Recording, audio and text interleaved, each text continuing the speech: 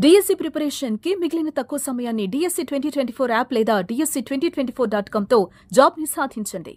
అందరూ యుద్ధం అయిపోయిందని అనుకుంటున్నారు. పాకిస్తాన్పై ప్రధాని మోదీ వెనక్కి తగ్గారని కొందరు ఆందోళనలో పడ్డారు.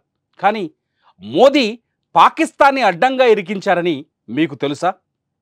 అమెరికా అడిగిందని కాల్పులకు బ్రేక్ ఇచ్చారు. కానీ భారత్ అడిగిన 2 ప్రశ్నలకు పాకిస్తాన్, అమెరికా సమాధానాలు చెబుతాయా? ఇదే ఇప్పుడు బిగ్ క్వశ్చన్.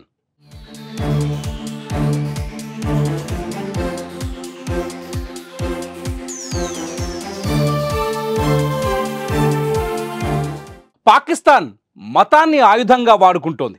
మతాన్ని రెచ్చగొట్టి ప్రపంచానికి ముప్పుగా మార్చుతోంది. కాల్పులను ఆపేశామని ప్రపంచానికి చెప్పి రక్తపాతాన్ని సృష్టిస్తోంది. పాకిస్తాన్తో ఒక్క భారతదేశానికి మాత్రమే ముప్పు లేదు, మొత్తం ప్రపంచానికి ప్రమాదకరంగా మారింది పాకిస్తాన్. దేశం విచ్ఛిన్నమైన రోజు నుంచి నేటి వరకు భారత మాత గుండెలపైన బాంబులను పేలుస్తూనే ఉంది పాకిస్తాన్. భారతదేశ భవిష్యత్తును దెబ్బతీయటమే లక్ష్యంగా పెట్టుకొని రక్తపు దాహం తీర్చుకుంటోంది. ఇది పహల్గాంలో పుట్టిన ప్రతీకారం కాదు. పార్లమెంటు దాడి మొదలు, ముంబై మారణకాండ మొదలు, పుల్వామాలో చెల్లాచెదురైపడ్డ సిఆర్పిఎఫ్ జవాన్ల శరీర భాగాల నుంచి మొదలు, పహల్గాంలో కుప్పకూలిన ఒక్కో భరతమాత ముద్దుబిడ్డ తుది శ్వాస వరకు ఈ ప్రతీకారానికి కారణమైంది. ఒంటి నిండా రక్తపు గాయాలవుతున్న, మతోన్మాద పేలుళ్ల రూపంలో గాయాలు చేస్తున్న, ప్రపంచం కోసం శాంతి జపం చేసిన భారత్కి ఇక ఓపిక నశించింది. అందుకే బుల్లెట్కు ఫిరంగి గుండుతో సమాధానం చెప్పాలని నిర్ణయించుకుంది.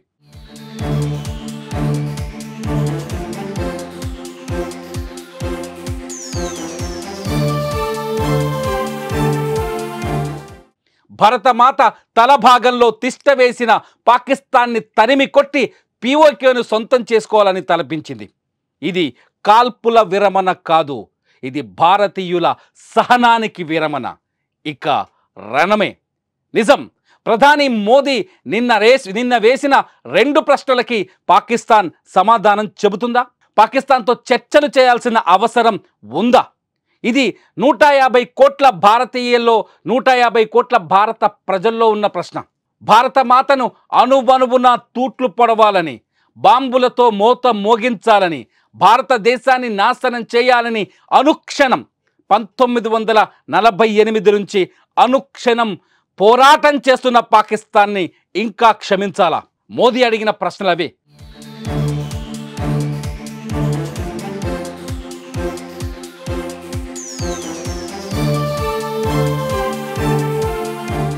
ఏదైనా చర్చలంటూ జరిగితే అది పీఓకే గురించి, ఉగ్రవాదుల గురించి అని అడిగారు మోదీ.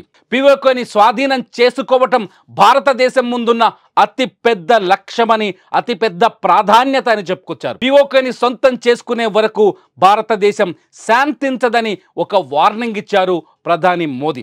పాకిస్తాన్ అనుకోవచ్చు ట్రంప్ కాళ్ళు పట్టుకుంటే కాల్పులు ఆగిపోతాయని, ట్రంప్ను బతిమాలితే ట్రంప్ భారతదేశాన్ని ప్రభావితం చేశారని. కానీ పరిస్థితులు అందుకు అనుకూలంగా లేవు. ప్రధాని మోదీ చాలా స్పష్టంగా చెప్పారు, చర్చంటూ జరిగితే పీఓకే గురించే జరగాలి అని, చర్చంటూ జరిగితే ఉగ్రవాదుల అప్పగింత గురించి జరగాలని. పాకిస్తాన్లో తిష్టవేసి భారతదేశం పైన బాంబుల్ని ఎక్కుపెడుతున్న ఉగ్రవాదుల్ని తొక్కి చంపాల్సిన అవసరం ఉంది.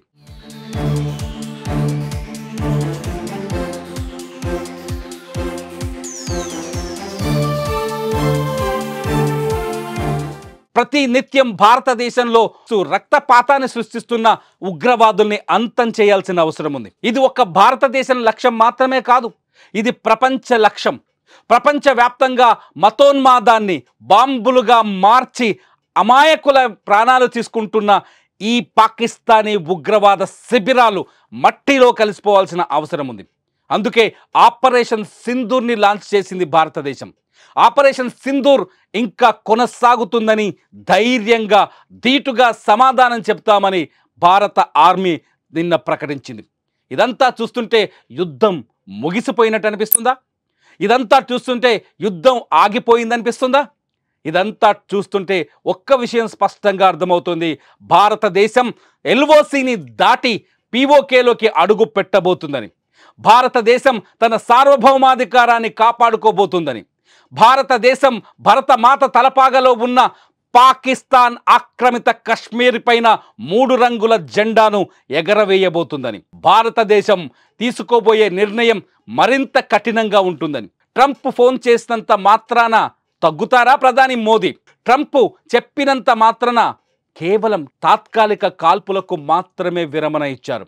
పాకిస్తాన్ డ్రోన్లతో తెగబడితే 3 రోజులు బార్డర్లో డ్రోన్లతో విరుచుకుపడుతుంటే, టర్కీ ఇచ్చిన డోర్లతో బాంబులని పేలుళ్లకు పాల్పడే ప్రయత్నం చేస్తుంటే అడ్డుకుందే కానీ భారత్ ఎదురు కాల్పులకు దిగలేదు. నిజానికి ఆపరేషన్ సింధూర్ లక్ష్యం ఏంటంటే పాకిస్తాన్లో మిలిటరీ ఉగ్రవాదం కలిసిపోయి పనిచేస్తుంది. ఉగ్రవాదుల చనిపోతే మిలిటరీ అధినేతలు వచ్చి నివాళి అర్పించిన సీన్లు మనకు కనిపించాయి. అటువంటి పాకిస్తాన్లో ఎయిర్ బేస్ని ధ్వంసం చేయాలని ఇప్పటికే భారత సైన్యం నిర్ణయించింది. అందుకే మే 7వ తేదీనే పాకిస్తాన్లో అత్యంత కీలకమైన ఎయిర్ బేస్లని ధ్వంసం చేసింది.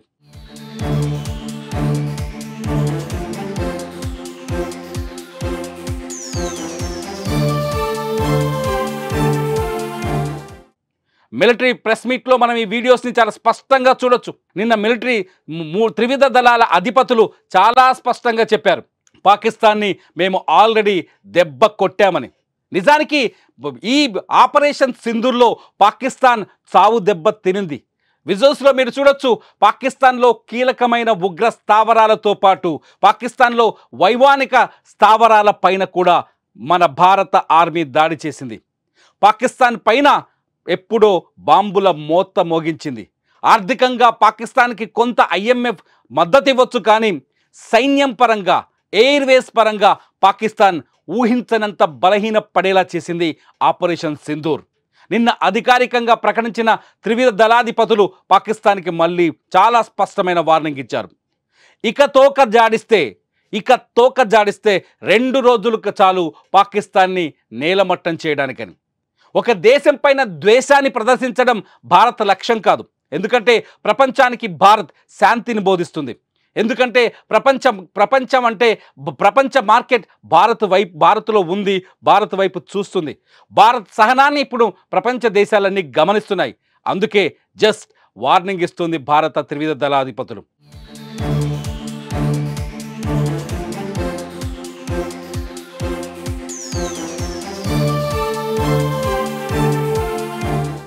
నిన్న చూడండి వీడియోలో, నిన్నటి వీడియోలో చాలా స్పష్టంగా మన త్రివిధ దళాధిపతుల అధినేతలు చాలా స్పష్టంగా, ప్రతినిధులు చాలా స్పష్టంగా చెప్పారు పాకిస్తాన్లో ఉన్న ఎయిర్ బేస్లు ఎక్కడెక్కడ దెబ్బతిన్నాయో. మీరు విజువల్స్లో చూస్తున్నారు, పాకిస్తాన్ ఇప్పటికే బలహీన పడిపోయిందని మన మిలిటరీ వాళ్ళు చూపిస్తున్న దృశ్యాన్ని. మీరు విజువల్స్లో చూస్తున్నారు, పాకిస్తాన్లో ఉన్న ప్రధానమైన ఎయిర్ బేస్లని మేము ఆల్రెడీ ధ్వంసం చేశాము అని. మీరు విజువల్స్లో చూస్తున్నారు, పాకిస్తాన్లో ఉన్న ఉగ్ర స్థావరాలపైన బాంబులు వేసిన దృశ్యాల్ని.